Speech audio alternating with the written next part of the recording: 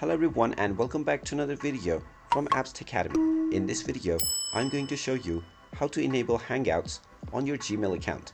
So let's get started right away. First of all, open up your web browser and then in the address bar type in gmail.com and press enter. Now you will be taken into the Gmail website.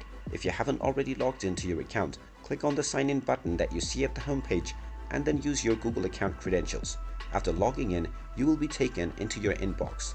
Now from your inbox page, if you don't automatically see the Hangouts menu at the left side underneath labels, then click on the settings icon at the top right corner. From here, click on see all settings and then you will find the chat and meet option. Go ahead and click on this, and then underneath chat, you can go ahead and enable Google Chat. Click on save changes now, and now this will refresh your page. And now at the left side, you will be able to find the chat option. Go ahead and click on this, and this will immediately open up the Google Hangouts chat page.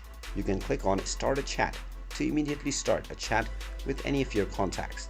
And there you have it. That is how easy it is to enable Google Hangouts on your Gmail account.